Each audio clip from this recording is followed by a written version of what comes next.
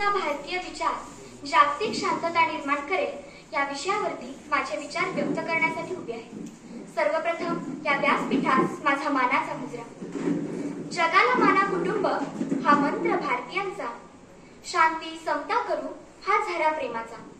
धर्म भाषा सीमा विसरून एक होऊया, विश्व शांतीच्या वाटेवर भारताचा दीप लावूया, विश्व शांतीच्या वाटेवर भारताचा दीप लावूया। श्रोते हो, आपली भारत भूमी ही ऋषींच्या आणि संतांच्या पदस्पर्शाने पावन झालेली भूमी आहे।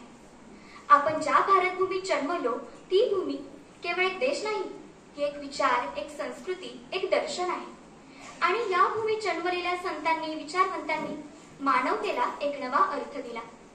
संत नामदेव, संत ज्ञानेश्वर, संत तुकाराम यांसारख्या संतांनी आपल्या अभंगातून, उपदेशातून माणुसकी आणि अहिंसेचा संदेश दिला। खरा तो एकाची धर्म, जगाला प्रेम अर्पावे या ओळीतून साने गुरुजींनी माणसा माणसातील भेदभावाच्या भिंती पाडणारा क्रांतिकारी विचार आपल्या सर्वांना दिला।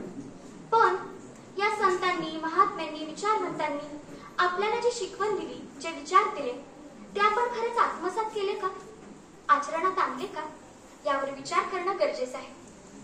आज जर काही जगात डोकावून पाहाल तर जगात Bharat, Pakistan, Russia, Ukraine, Iran, Israel यांसारख्या देशांमध्ये युद्ध झाले।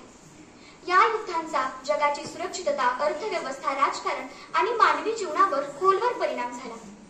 ही युद्धे केवळ 2 देशांपुरती मर्यादित नाही, तर त्यांनी संपूर्ण जागतिक व्यवस्थेलाच हादरवून टाकले। आज राष्ट्र परस्परांशी वैराने भरलेली आहे, शस्त्रास्त्रे तयार केली जातात, पण माणुसकी मात्र हरवत चालली।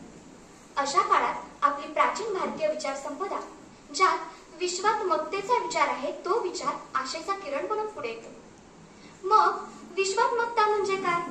तर विश्वात्मकता म्हणजे संपूर्ण सृष्टी एकच आत्मा असणे। आपण वेगळे नसून एक आहोत, शरीर वेगवेगळी आहेत, पण आत्मा मात्र एकच। भारतीय संस्कृतीने माणसाला केवळ देह म्हणून पाहिलं नाही, तर आत्मा म्हणून ओळखलं।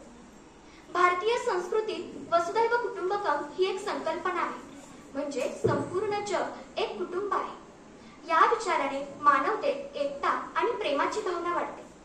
यांसारखे विचार केवळ भारतापुरते मर्यादित नाही, तर ते संपूर्ण जगासाठी मार्गदर्शक ठरू शकतात। विचार हे शस्त्र असो आणि मनात असो प्रकाश, भारतीय संस्कृतीने दिला जगाला शांतीचा श्वास।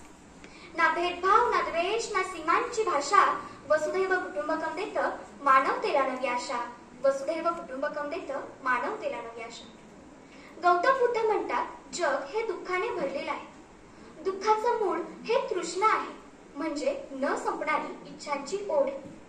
आपल्या मनात मला हे हवं, ते हवं, अजून हवं या न संपणाऱ्या इच्छाच दुःखाचा स्रोत आहे। आपण जर आपल्या इच्छांवर संयम ठेवला तर आपले मन शांततेकडे वळते। महात्मा गांधींनी अहिंसा परमोधर्म हा मार्ग अवलंबून भारताच्या स्वातंत्र्यासाठी लढा दिला। जर हा दृष्टिकोन जागतिक स्तरावर स्वीकारला गेला तर युद्ध, दहशतवाद, द्वेष यांना आळा घालता येऊ शकतो। भारत हा जन्मतः शांतताप्रिय देश आहे। येथील संतांनी, महात्म्यांनी, विचारवंतांनी शांती हा मुख्य जीवनध्येय मानला। भारतीय तत्वज्ञान सांगते की बाह्य शांतीसाठी सर्वप्रथम अंतशांती आवश्यक आहे। योग आणि ध्यान यांसारख्या साधनांनी आपण स्वतःला शांत करू शकतो। म्हणूनच योग दिवस संपूर्ण जगभर साजरा केला जातो। ही भारतीय विचारांची जागतिक स्वीकार्यता आहे। आता विश्वात्मके देवे, येणे वाग्यज्ञे तोषावे, तोषोनी मज द्यावे पसायदाने। ज्ञानेश्वरांनी आपणास पसायदान हे सर्व धर्म समभाव, शांतता आणि प्रेमाचा संदेश देणारी अमूल्य देणगी दिली। माणूस जन्माला आला की तो फक्त माणूस असतो, ना दलित, ना हिंदू, ना मुस्लिम, ना काळा, ना गोरा। पण दुर्दैवाने आपला समाज आजही जात, धर्म, वर्ण, रंग आणि लिंग यांसारख्या कृत्रिम भिंतींमध्ये अडकलेला आहे। या आधारावर लोकांना हिणवणे किंवा त्यांचा अपमान करणे हे पूर्णपणे चुकीचे आहे। माणुसकीवर आधारित जर समाज निर्माण केला तर जगात खऱ्या अर्थाने शांती नांदेल। आज बहुतेक समस्या मी या विचारातून निर्माण होतात। माझा धर्म, माझा देश, माझा स्वार्थ। पण भारतीय विचार आपल्याला शिकवतो मी नव्हे, आपण। हे आपण स्वीकारलं तरच शांततेचा नवा मार्ग उगम पावेल। आपण संत परंपरेत वाढलेलो आहोत। संत तुकाराम म्हणतात, जे का रंजले गांजले त्यांचे म्हणे जो आपुले, तोची साधू ओळखावा देव तेथेची जाणावा। श्रोते हो, भारतीय संस्कृतीत शस्त्र नाही, शास्त्र आहे. द्वेष नाही, दया आहे. मी नाही तर आपण आहे. मग प्रश्न पडतो की भारतीय विचारांची आधुनिक विश्वाला खरंच गरज आहे का? तर हो.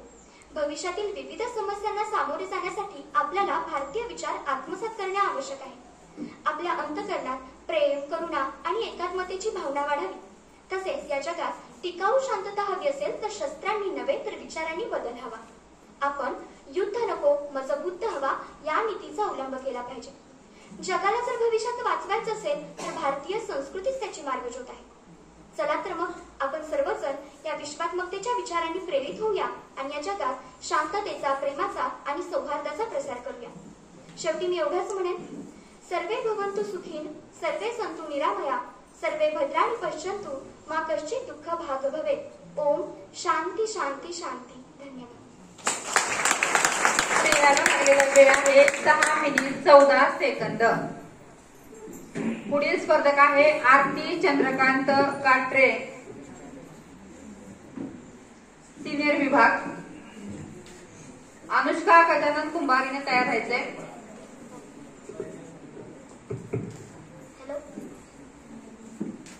आरती चंद्रकांत काट्रे, सिनियर विभाग. हॅलो. नमस्कार, मी आरती चंद्रकांत काट्रे, सद्गुरू गाडगे महाराज कॉलेज कराड या कॉलेजची विद्यार्थिनी आज तुमच्या समोर विषय मांडत आहे पदर. पदर हा शब्द ऐकताच